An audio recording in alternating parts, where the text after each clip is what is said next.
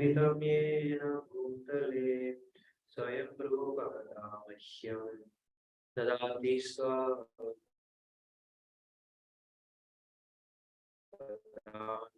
श्रीयुतापदकमल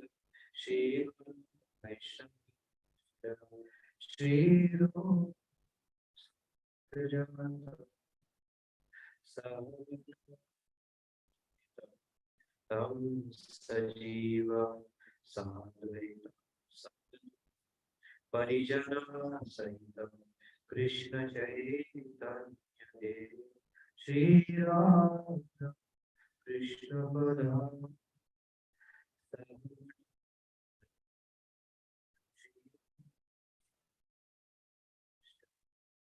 हे कृष्ण दीनबंधु शब्द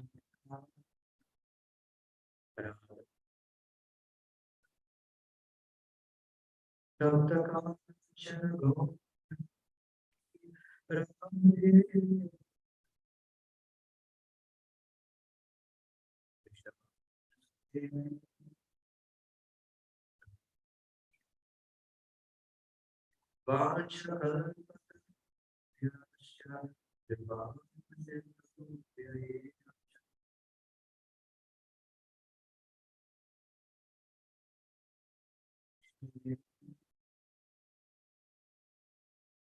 श्री कृष्ण चैतन्य प्रभु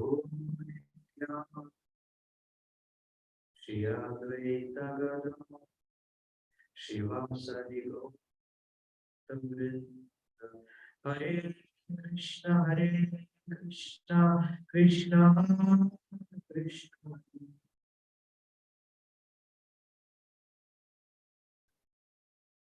राम हरे कृष्ण कृष्ण कृष्ण हरे हरे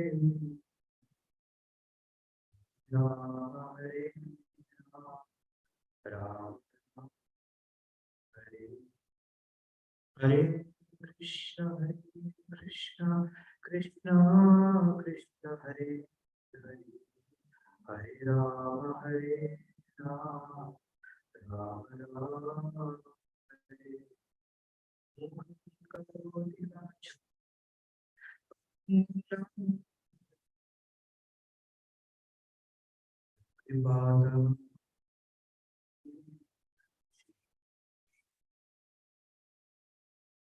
परमानंद Madhav Shri चैतन्येश्वर।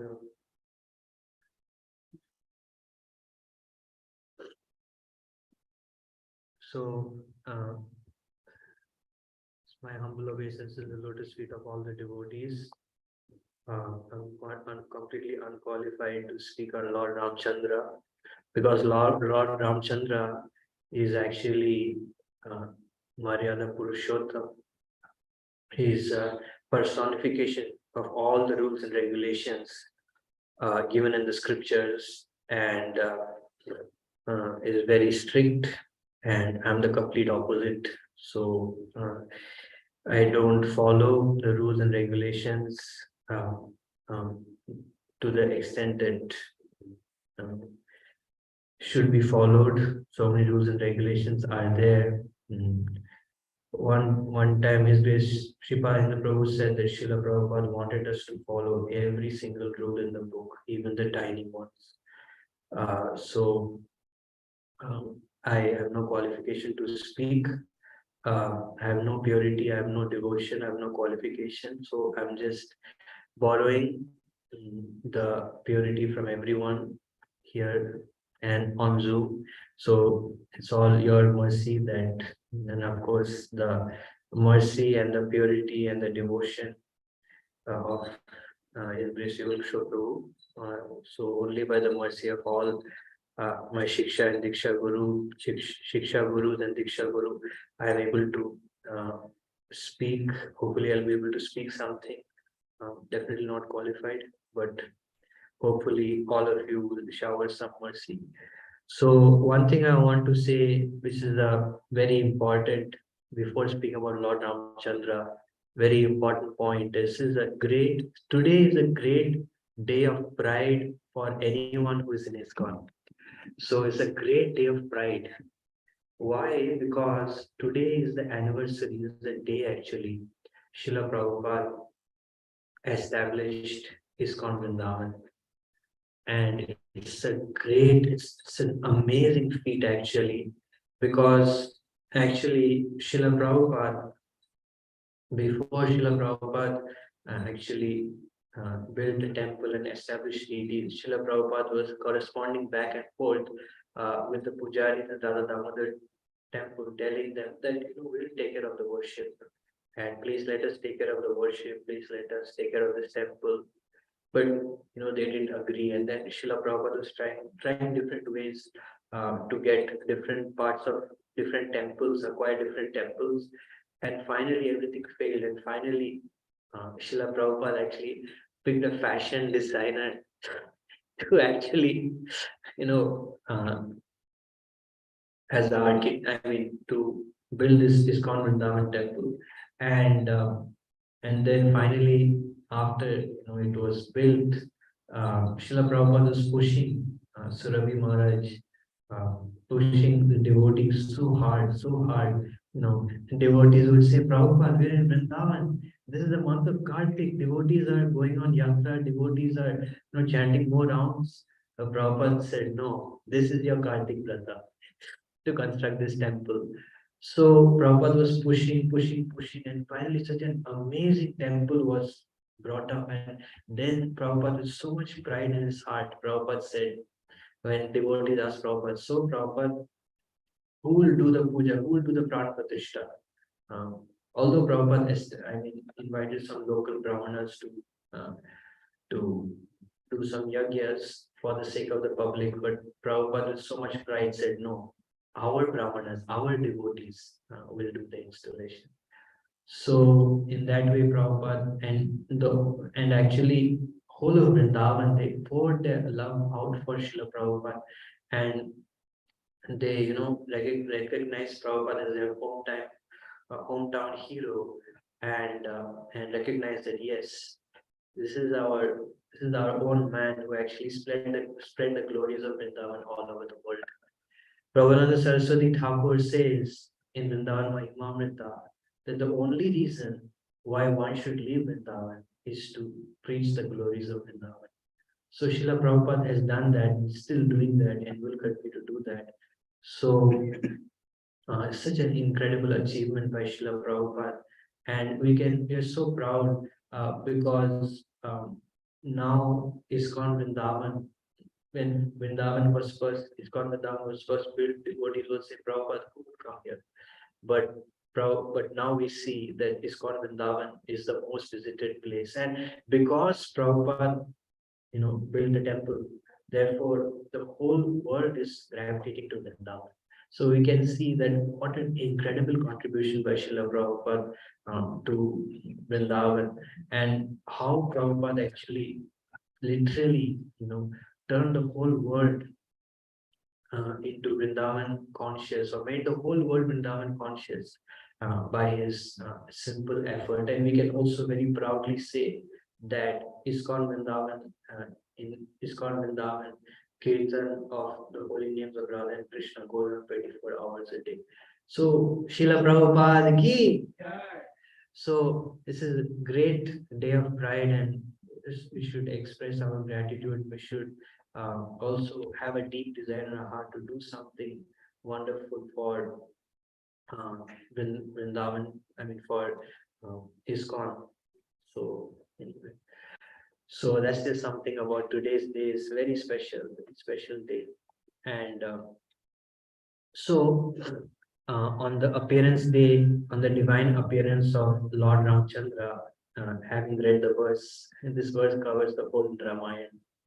So I just prepared some general pastimes, or general, you can say, teachings from from Ramayana. So it's little, how to say, it's not probably the most organized or the most systematic it can be, but I tried my best. Let's see how it goes. So, as I was explaining, Lord Ramchandra is Maryada Purushottam. So, Lord Ramchandra's purpose in this world was actually to establish uh, Vedic or Maryada, Dharma. Like Krishna says, Dharma Samstar Panathaya. So, Lord Ramchandra came to this world to actually teach how to follow Maryada very, very strictly. And so, because of that, Lord Ramchandra, although he is the Supreme Personality of Godhead, he behaved just like an ordinary human being. Of course, just like Lord Chaitanya also, he expressed his divinity when due to different circumstances in different places. But Srila Prabhupada said that if you want to imitate anyone, then imitate Lord Ramchandra. Because Lord Ramchandra's example is perfect. It's perfect. So, Shri Radha Gopijanavallam, Shri Shri Papadam Gauri Jai Guru Srila Prabhupada ki jai. Shri Shri Sitaram Lakshman Hanuman ki jai. So, Lord Ramchandra took the vow to accept only one wife, although he is the Supreme Personality of Godhead.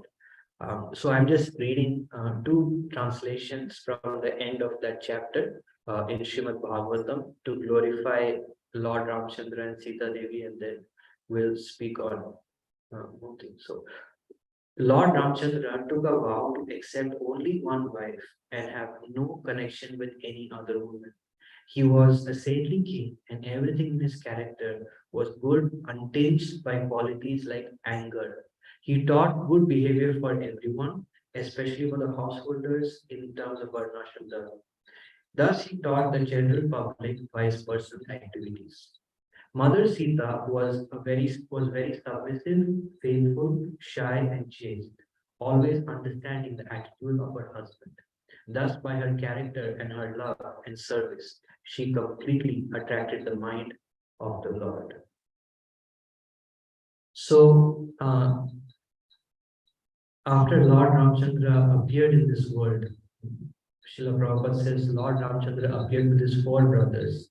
And it should be understood that all the brothers of Lord Ramchandra are all Vishnu Tattva. They are not Jiva Tattva. They are all Vishnu Tattva. Just like we see the quadruple expansion of the Chaturvyuha. Vasudev, Sankarshan, Pradyumna, and Aniruddha. So same way, Ram, Lakshman, Bharat, and Shatru. So these are all Vishnu Tattva, and they came to perform pastimes. So in his young age, when Lord Ramchandra was a young baby, Ram and Bharat used to always play together. And Ramchandra his nature was, he was very, very soft, submissive nature. And our acharyas say that whenever they would play, he would always lose and force Bharat to win. And Lord Ramchandra was very, very attached to Mother Kausalya, that whenever he was playing, if he was called for taking prasad, then if Dasharath was calling, he wouldn't respond. But as soon as Mother Kausalya would call him, he would come running. And then, I'm just covering in brief. And then as he grew, his military training was, his Kula Guru was Vasishta. And at the age of 14 years, he was asked, or his father was asked by sage Vishwamitra, that while he was doing yajna, so many demons and so many unfavorable elements are disturbing his yajna, his sacrifice. So he asked Maharaj Dasharath if Dasharath could send his sons to actually destroy the impediments or kill the demons. And Vasishtha also remarked that although he's a very young boy, he's very powerful and he's very capable. So if you send your sons, then they will be glorified beyond your imagination. So Lord Ramchandra went to that yajna as a young boy, teenage boy, in that pastime, and he destroyed the demons with such valor that he shot Marichi 400 yojanas with his one bow, with one arrow. He demonstrated how powerful he was.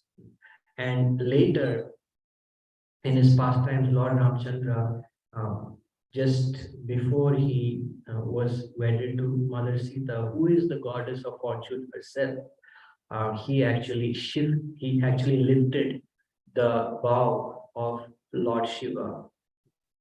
And in this way, he won the hand of Mother Sita. And of course, in that uh, uh, pastimes also, Lord Ramchandra killed so many demons, so many demons. So Lord Ramchandra, although he is the supreme personality of Godhead, he actually showed the valor of a real Kshatriya. And in this way, Lord Ramchandra, during his youth, he had many, many wonderful pastimes. And with every day, with every word, with every activity, he won the heart, or he melted the heart of Maharaj Dasharath and Mother Kausalya. And not only Mother Kausalya, but actually he won the heart of all the residents of Ayodhya. They could see that Lord Ram's character was so exemplary in every respect, like Krishna says in Bhagavad Gita, uh, in the in Krishna in the 13th chapter, 8 to 12, he actually describes the qualities of an ideal person or a pure devotee, basically. So Lord Ramchandra personified all those qualities.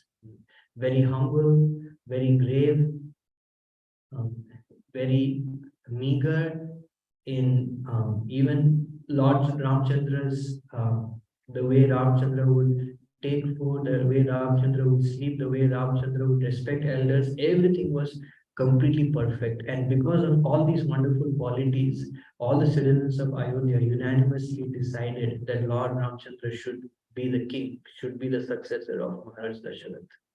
But even after so much expectation, at the last minute, when he was just destined to be made king, uh, on the um, divine arrangement, which was instrumented or which was carried out by Mother Kaikeyi, or he actually had to leave to the forest last minute.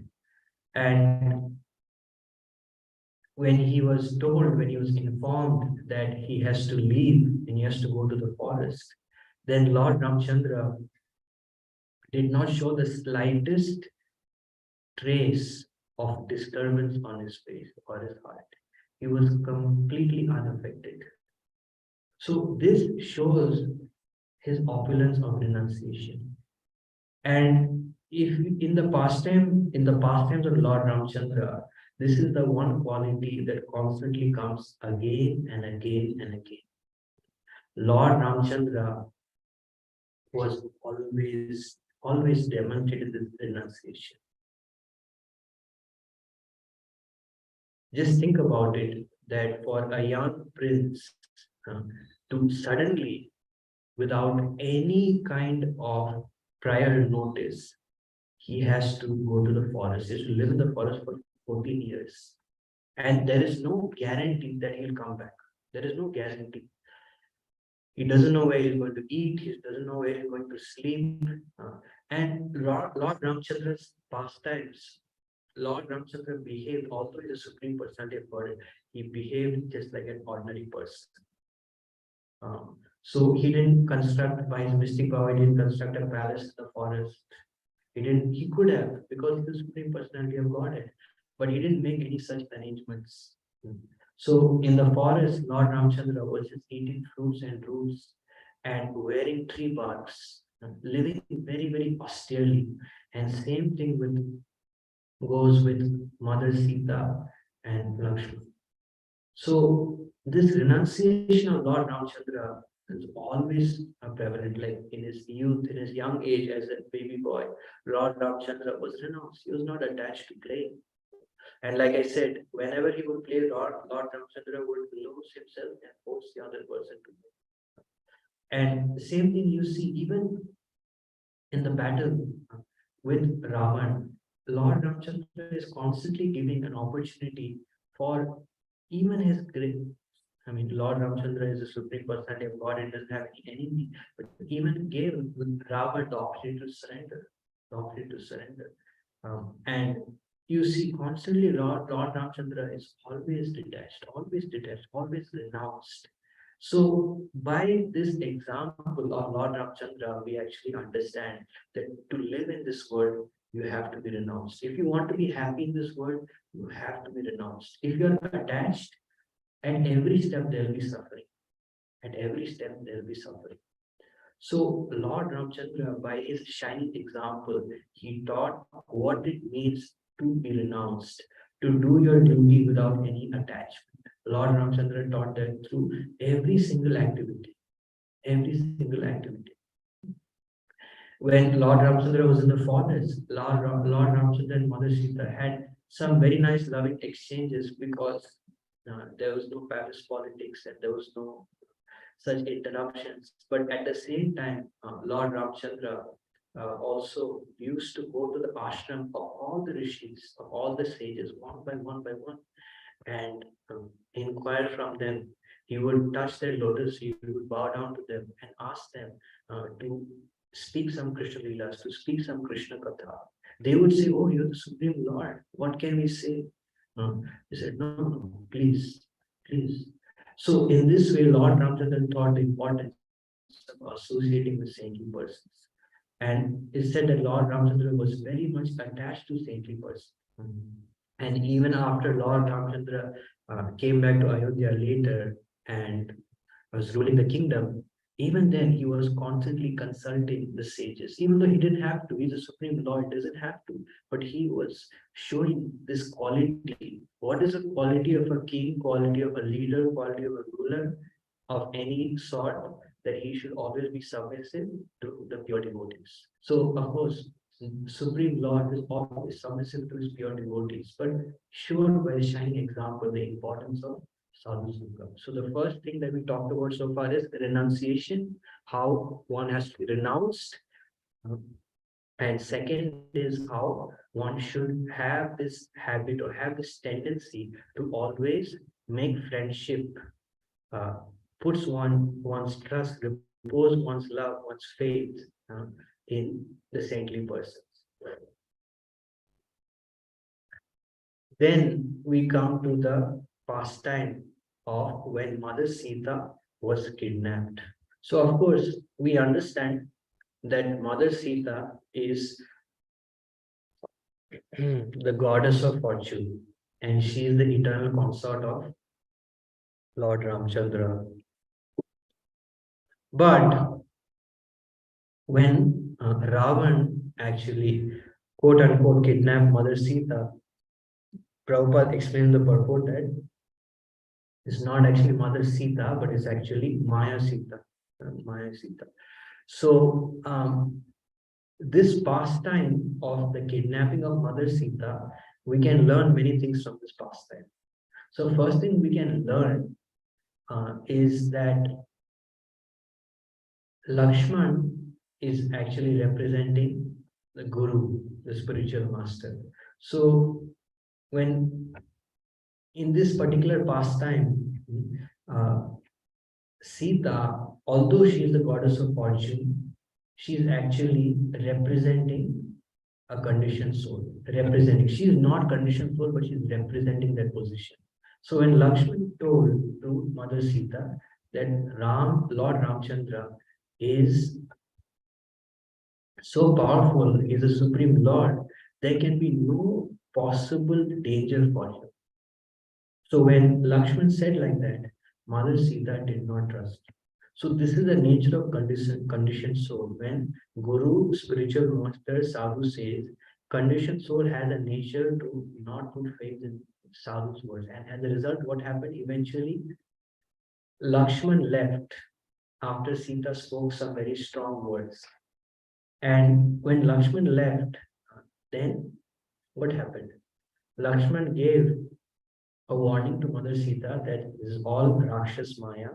This is a very dangerous place you're situated. So I have given this boundary. The boundary is protection is that do not come out of this hut. Do not come out. As long as you're within this hut, you're protected. But as soon as you come out, then you are subject to Rakshas Maya. So, as a result of Sita not putting faith in the words of Lakshmana, she could not, again, as a conditioned soul, could not make use of the protection given by Lakshmana. So, when we don't put faith, when we doubt the words of Guru, then even though Guru may give us so many ways to save our spiritual life, so many different ways, come to Mangalarti, chant the holy name, be respectful to devotees. But because of the doubting nature, we will not be able to follow the instructions. So actually, this is something which is very, very important. I tell myself, don't do any devotional service whimsically. Don't do half-heartedly. It has no use. It has no use in doing half-heartedly. Neither you feel satisfied, nor Krishna will feel satisfied. Like just like a simple example of a half-baked cookie. If you half-bake a cookie, will you be able to eat? If you give to someone, will they be able to eat? No. So any devotional service we do, speaking for myself, should be we should put full energy, full heart in it, and especially chanting the holy name. Chanting the holy name. It all starts with chanting the holy name. So, um, so when this little doubt, where does this doubting mentality come? This doubting mentality comes from performing devotional service haphazardly, half-heartedly. So, as a result of Sita Devi, again representing conditioned soul, as a result of Lakshman was not pleased with Sita Devi because he was hurt, he was offended. So, as a result of that, this pastime happened that Sita was actually kidnapped by Ravan. So one very important character also should be spoken about Mother Sita. That how although Mother Sita was constantly tortured, constantly tormented, constantly tempted, her devotion for Lord Ramchandra shone forth very, very brightly in those adverse circumstances. And it is said that in that Ashok Vatika, or in that forest where in Lanka, Sita Devi or Mother Sita was constantly crying. She was not eating. She was constantly crying and constantly thinking about Lord Ramchandra. So this pastime is actually a pastime of uh, union in separation, union in separation. And same way, on the other side, Lord Ramchandra was also crying very piteously. So here, Ramchandra is demonstrating the living entities. Again, Ramchandra is not a living entity, the Supreme Lord, but he is demonstrating the living entities. What happens? And one becomes very attached to something of this world, then one feels a lot of pain, a lot of pain. So actually, attachment is concomitant or same as fear. So when you become attached to something of this world, that means you are embracing fear personified. And that's why when you lose it, there's so much fear in the heart. I'm speaking to myself. So if you don't attach yourself to anything of this world, then naturally you'll be fearless and you can practice bhakti fearlessly. So One thing should be said, this is again from Srimad Bhagavatam about the feelings of Lord Ramchandra in separation of Sita Devi. This is just to clarify how Lord Ramchandra's feelings of separation of Sita Devi is transcendental. This is Srila Prabhupada's purport. The separation of Lord Ramchandra from Sita is spiritually understood as Vipralambha, which is an activity of the Hladni potency, the Supreme Personality of Godhead, belonging to the Shringaras, the mellow-conjugal love in the spiritual world. In the spiritual world, the Supreme Personality of Godhead has all the dealings of love, displaying the symptoms called Sattvika, Sanchari, Vilapa, Mursha, and Unmad. Thus, when Lord Ramchandra was separated from Sita, all these spiritual symptoms were manifested. So, the crying of Lord Ramchandra for Sita Devi are actually activities of the internal potency. So, going forward, um, Lord Ramchandra was searching for Sita Devi. And when he was searching for Sita Devi, he took the help of everyone. He engaged everyone in devotional service. And ultimately, the monkeys and the devotees, they all helped to build a bridge to cross over and go to Lanka to find Mother Sita. So at that point in time, the way the bridge was built was actually by by writing the name of Lord Ramchandra on stones. In that way, the stones floated in the water and a bridge was built. So this shows the power of the holy name. Holy name is so powerful that it's more powerful than the Lord himself, the Lord himself. So there is one pastime in this regard that when the all the monkeys and the devotees, they were constructing a bridge across the river to actually go to Lanka. Then Lord Ramchandra himself, this again for the sake of pastime, he wrote he took a stone and he threw it in the water, thinking it would float. And again, this is a pastime. But that stone actually sunk to the bottom of the ocean. And he was shocked that, oh, all my devotees, they are writing my name and they're throwing it in the water and it is floating. But when I threw the stone, it sunk. And Lord Ramchandra thought that, nobody should see that it's so embarrassing. But Hanuman actually observed this. So he asked Hanuman that why this sunk? He said, because my Lord, your name is more powerful, more merciful than you. So this shows the power of the holy name. This shows the power of the holy name. So this shows how we have to take shelter of the holy name of the Supreme Personality of God. How the holy name of the Lord is not different and more merciful than the Lord. More merciful than the Lord. So, in this way, Lord Ramchandra, with his entourage, he actually fought the battle and killed Ravana. So, what does Ravana represent? Ravana represents lust. So, in order to kill Ravana, I will not go into details. In the evening, Rinnath Prabhu will speak in details about how it actually happened.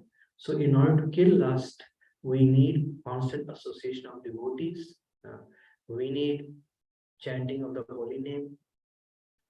We need scriptural association, scripture. We need mercy of pure devotees, and we need all the five angas of bhakti.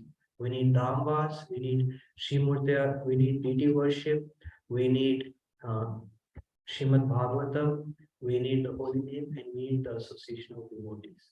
So we need all these five angas of devotional service to actually overcome the tendency to enjoy this world. So Lord Ramchandra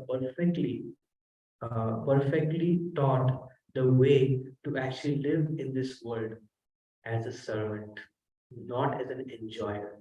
Just like Lord Chaitanya Mahaprabhu taught how to be a servant of Krishna, how to serve Krishna as his servant. So in the same way, Lord Ramchandra also buys practical activities taught how a human being can live in this world as a servant of the Supreme Lord.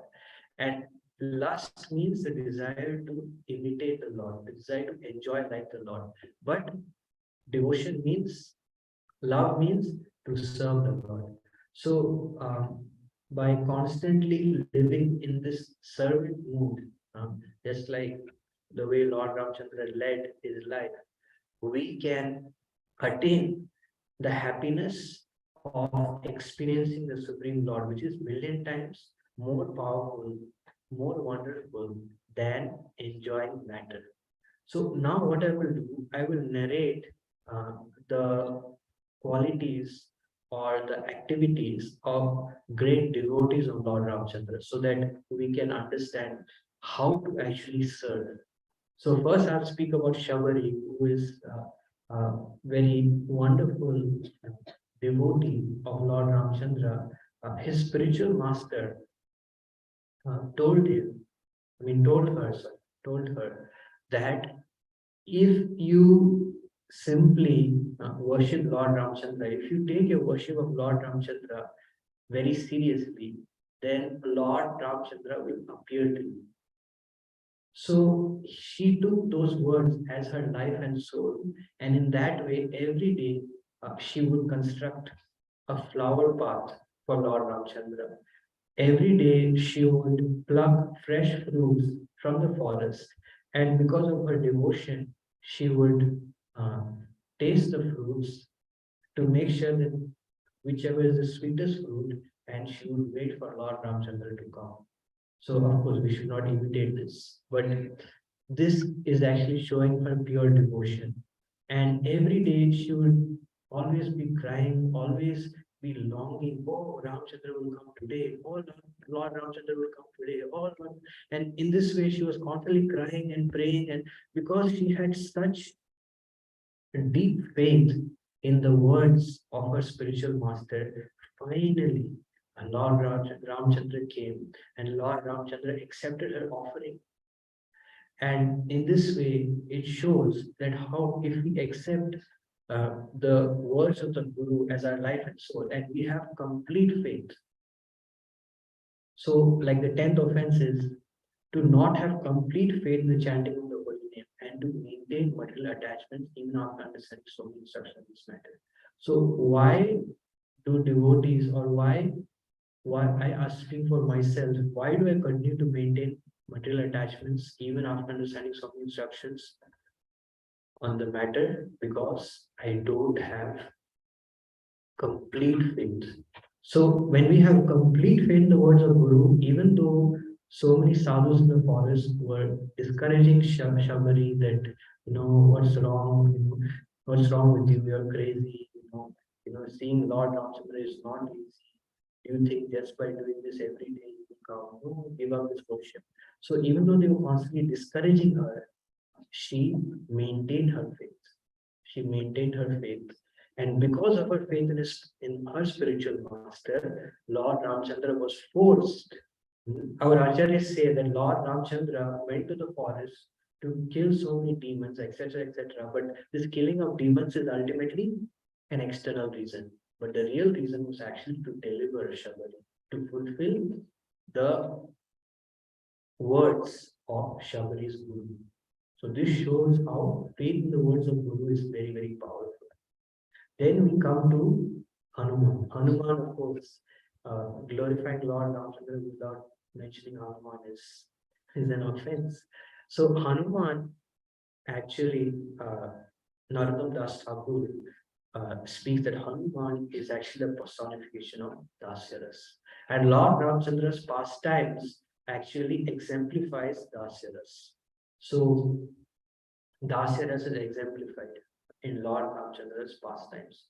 So Hanuman, of course, is the greatest devotee, and it is said that Hanuman could not stop serving for even now, cannot stop serving Lord Ramchandra for even a second. He's addicted to the service of Lord Ramchandra.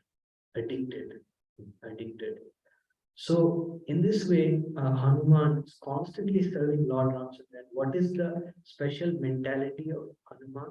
Special mentality of Hanuman is special mood is that he understood the inner desire of Lord Ramchandra. Like, for example, when Hanuman uh, went to Lanka in order to find Mother Sita. First of all, when he found Mother Sita and he later expressed to Ramchandra that he found Sita, he did not say that I found Sita. He said Sita was found. Passive way he said, because he doesn't have this I mentality. And the second is that he burnt Lanka.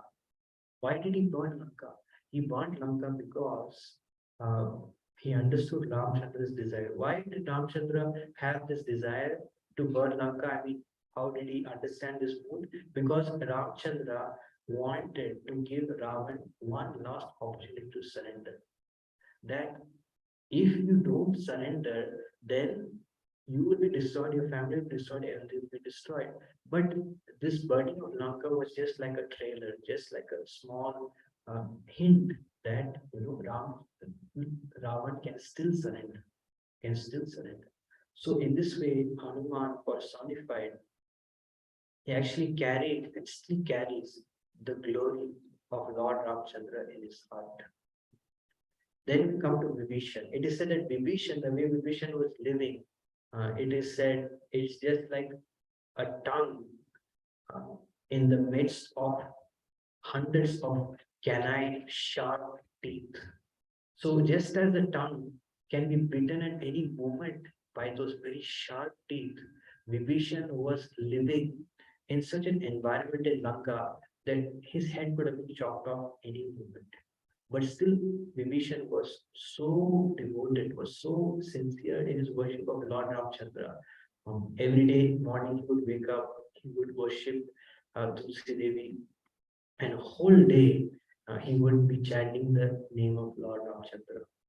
And therefore, when Hanuman actually came to Lanka, then and Hanuman was returning, Hanuman was hearing. First, Hanuman saw this Tulsi plant, and then Hanuman heard that someone is chanting the name of Lord Ramchandra. Immediately, Hanuman landed in that courtyard. And Hanuman was so pleased. And when Vibhishan saw Hanuman, Vibhishan was so happy, was so uh, gave him so much hope that since I met you, now it is 100% sure that Lord Ramchandra is pleased with me. And if I met you, it means that definitely I'm going to meet Lord Ramchandra very soon. So this shows that how uh, when Guru or sorry, when Krishna's mercy comes, then pure devotee mercy will come into our life. So we should have full faith that since we have come in contact with Srila Prabhupada, it is sure that we will definitely, at the end of this life, if we follow his instructions, we will surely attain the audience of Radha and Krishna. So this is Vibhishan's shining example. And actually, speaking for myself, this is a very wonderful example that how Srila Prabhupada says that no circumstance can stop devotional service. So Vibhishan was in the most unfavorable circumstance, living in the midst of demons, and he had no devotee association, but still in that association, he was practicing devotional service so sincerely, so sincerely. And then we come to Lakshmana. Lakshmana, his life is again a life of complete sacrifice. When he had to, when Lord Ramchandra went to the forest for 14 years, then Lakshman actually didn't sleep for the whole 14 years. He observed brahmacharya. Of course, he's like I mentioned that Lakshman is also Vishnu Tattva, so there's no question of brahmacharya or grahastha, but just for the sake of setting example, Lakshman did not sleep for 14 years and he maintained brahmacharya throughout.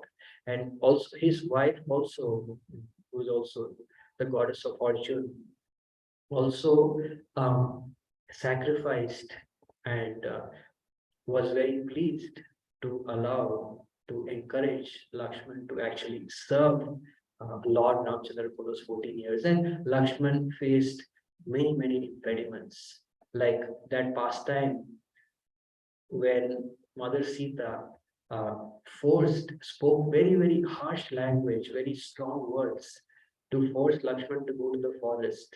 And at the same time, when he met Lord Ramchandra, Lord Ramchandra also chastised him that why you came? I told you to stay with Mother Sita. If Mother Sita is not there, then I will hold you responsible. So just think about the position of Lakshman. Very thankless task, a very painful position. But Lakshman did not speak anything back, and he just continued to serve, continued to serve. So this shows the mode of a sadhaka, that how only thing we have to do is we just have to tolerate and keep serving, keep serving, keep serving, even in the midst of so many difficulties. And finally, we come to Bharat. Bharat, again, shows is the ultimate epitome of how a sadhaka should behave when Guru, when Vaishnavas are not there. So, even though Lord Ramchandra uh, completely from the core of his heart, he gave Bharat the full permission and the full blessings to become the king. But Bharat never accepted. Bharat always placed the padukas or the shoes of Lord Ramchandra on the throne and constantly worshipped. And it is said during those years, Bharat was living very austerely, constantly crying and praying for the return of Lord Ramchandra. And finally, when Bharat actually came to invite Lord Ramchandra back to the kingdom, Bharat, Lakshman chastised him, Lakshman doubted him, but Lord Ramchandra accepted him. So from this example, we can see that although Vaishnavas and Guru, great devotees, may chastise us, may always see faults in our service, but ultimately in seeing of those faults, actually they are attracting the mercy of Krishna upon us. So, and Bharat was so attached to the glory of the worship, the service of Lord Ramchandra, that just because Kaikai became an instrument of Lord Ramchandra leaving to the forest, he refused to call Kaikai as mother.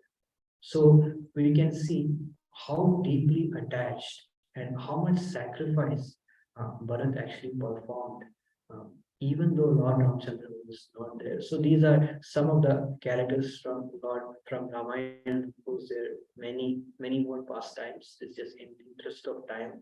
I tried to speak whatever I could. Please forgive me for my presentation. I know it's very, short of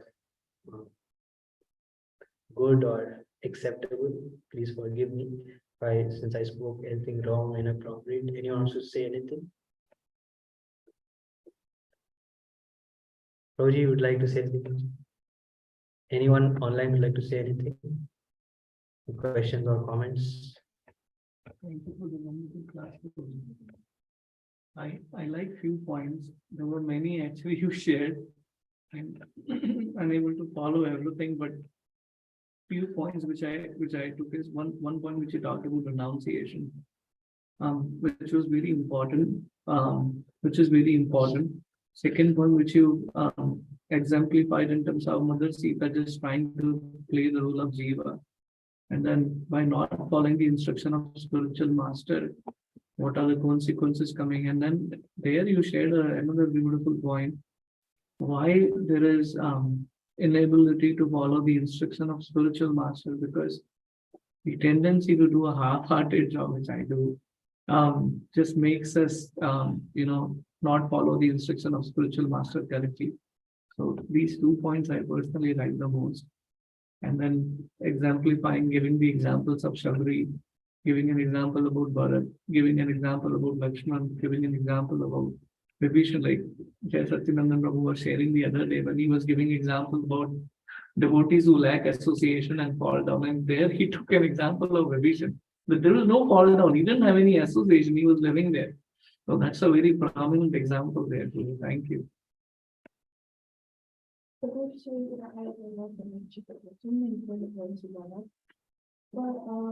you also mentioned that when Really Vaishnavas, when they see like false mass, at that Kiss, time, say it again. I didn't hear properly. I love the point incident that in the past, but you brought up the point that Guru and Vaishnavas, when they see false mass, they are doing that so they can attract Krishna's mercy towards us. But sometimes when they see false mass, sometimes we take it in a negative manner. And so sometimes, how can we like avoid that? Yeah, is having a realization. I was just thinking that when devotees they correct us, they find fault in us for our own benefit. Then they're trying to improve our service mode. And also one more point is they're forcing us to take shelter of the Lord. So ultimately, the goal of Krishna consciousness means to always remember Krishna's name, form, pastime, activities, Lord Ramchandra, uh, avatars, incarnations, etc. And the goal of Krishna consciousness is actually to derive our pleasure, our shelter, our happiness from remembering the Lord. So, speaking for myself, we all have the tendency to seek shelter externally. Oh, someone smiled at me, someone spoke nicely about me. So then I feel secure. If they don't, I feel insecure. Speaking about myself. But when Vaishnav chastise us, then they actually teach us that you have to go internal, and you have to get your shelter in remembering the Lord and thinking about the Lord. So that's the way we can actually at least theoretically understand that just like a father wants the children to grow up, and a father cannot keep telling the child every day, you're good, you're good, you're great. So the child has to find his own shelter, has to find his own way to contribute to the society. And that's the way the child will actually feel like, yes, he'll feel secure or whatever. That's the material world. So in the spiritual circle also, Guru Vaishnav want to situate a devotee in the loving shelter of the loving service of Krishna. So that's why Vaishnavas put us sometimes through these tests, just like Rupa Goswami tested Jiva Goswami. When Rupa Goswami tested Jiva Goswami and said, "You're not fit to live in Vrindavan," Jiva Goswami is living in crocodile pose and crying. But at the same time, our Acharyas explained that Jiva Goswami at that time wrote so many verses, which is later known as Sandarbha, so many verses glorifying Krishna. So how it was possible for him to carry on? Because even though he was crying, he was lamenting, but still he was finding shelter, remembering Krishna, thinking of Krishna. And although externally, like again, sadhu is externally maybe very hard, but internally very soft, just like coconut. So externally, sadhu may be upset, but ultimately, internally, sadhu always loves us. Sadhu or pure devotee or exalted devotee, they love us more than anyone can imagine, because they have no personal desire in this world. They only have the desire to serve the Lord. And because Lord is always in their heart, the love they can give to us, the love they are giving is more than anyone else can imagine. So in thinking in that way, thinking, and also we should take it as a great favor if Sadhu or Vaishnav corrects us or chastises us, it means that they actually regard us as close to them. That's why they do it. Otherwise, they will not correct. So this is a real mercy, the real mercy is that. And also one last point, that when sadhu or devotee, when they correct us, then actually by that one correction, if we take it in the right spirit, they're destroying so many bad karmas. So even anarthas, with that one chastisement they're destroying. It's so powerful. It's so powerful. So that's what I think. Okay, it's late. We will end now. Lord Ramchandra ki jai, Mother Sita ki jai, Lakshman ki jai, Hanuman ki jai, Srila Prabhupada ki jai. All glories to all of you. Vanchakalpatarubhyasya kripasindhubhyavacha Paitanam Pavanebhyo Vaishnavyo Namo Koti Vaishnavyo ki jai. Srila Prabhupada ki jai.